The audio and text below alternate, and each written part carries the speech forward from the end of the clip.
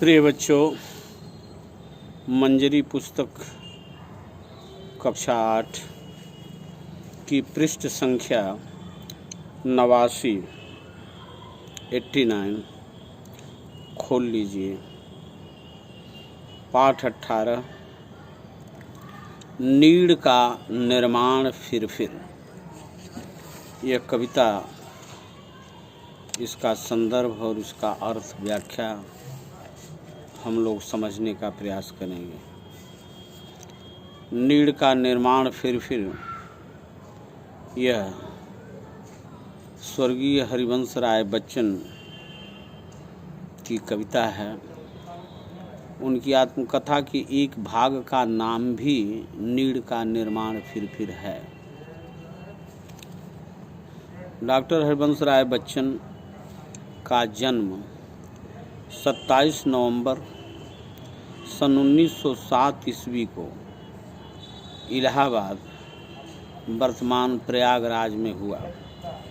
इनकी रचनाओं में मधुशाला, मधुकलश, निशा निमंत्रण, एकांत संगीत, सतरंगिणी, क्या भूलूं क्या याद करूं आदि विशेष प्रसिद्ध है। इनका निधन 18 जनवरी सन 2003 को मुंबई में हो गया था।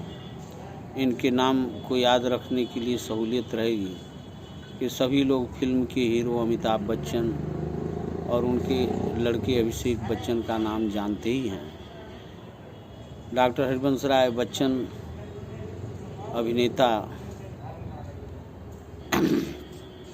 बच्चन के अभिषेक बच्चन के दादा हैं और अमिताभ बच्चन के पिताजी हैं।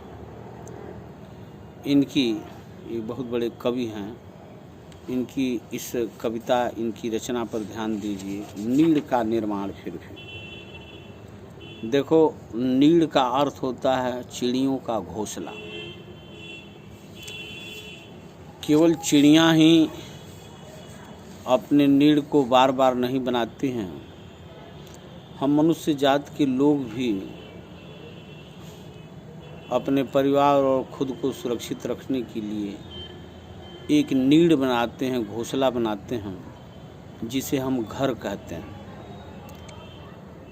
तो यद्यपि नीड़ का अर्थ घोंसला है जो चिड़िया बनाती हैं पेड़ों पर, लेकिन मनुष्य भी घर रूपी बनाता है, घर रूपी नीड़ बनाता है। इस कविता को पढ़ने से कवि के जीवन का उल्लास और उत्साह छलक रहा है। इस कविता में, इस कविता के द्वारा कवि ने जीवन की कठिनाइयों से लड़ने और सब कुछ नष्ट हो जाने पर भी फिर से नया निर्माण करने की प्रेरणा दी है।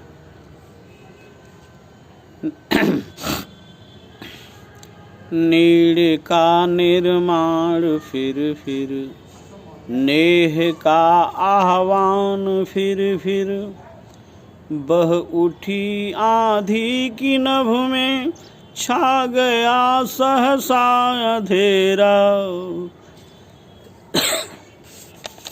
धूली धूसर बादलों ने भूमि को इस भांति घेरा। रात सा दिन हो गया, फिर रात आई और काली। लग रहा था अब न होगा इस निशा का फिर सवेरा। रात के उत्पात भय से भीत जन भीत कण कण। किंतु प्राची से उषा की मोहिनी मुस्कान फिर नीड़ का निर्माण फिर नेह का आह्वान फिर। संदर्भ सबसे पहले लिखते हैं परीक्षा में कि प्रस्तुत कविता हमारी पाठ्य पुस्तक मंजरी के नीड़ का निर्माण फिर नामक शीर्षक से ली गई है। इस पद्यांश में कवि ने प्रकृति का विनाशक रूप दिखाया है और उस विनाश के बाद फिर नए निर्माण की प्रक्रिया शुरू हो जाती है। फिर बार बार नए घोंसले का निर्माण करना है, क्योंकि आंधी आई और नेह अर्थात प्रेम, स्नेह, नेह का आह्वान माने निमंत्रण, बुलाना, बार बार प्रेम को, स्नेह को बुलाना, बार बार उनका निर्माण करना, नीड़ का, घोंसले का निर्माण करना है और प्रेम का आह्वान करना है, उन्हें बुलाना। बह उठी आंधी की नभ में छा गया सहसा अंधेरा। कवि महोदय कहते हैं कि आंधी बह उठी और सहसा अर्थात अचानक, नभ माने आकाश में अंधेरा छा गया और धूल कणों से भरे हुए धूसर बादलों ने भूमि को, धरती को इस प्रकार से घेर लिया है कि रात सा दिन हो गया, दिन रात के समान हो गया।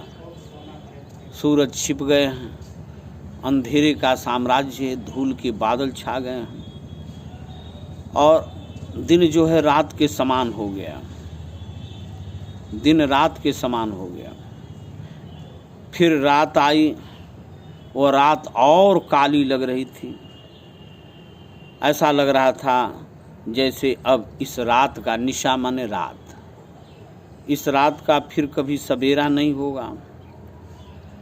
और रात के उत्पात से जो उपद्रव आंधी ने की, घर द्वार उजाड़े, घोंसले उजाड़ दिए, बड़े बड़े पेड़ टूटकर धरती पर गिर पड़े, उस उत्पात के डर से, भय से भीत जन जन, प्रत्येक व्यक्ति डर गया है, भीत, डर गया है और कण कण भी भयभीत हो गया है, डर गया है।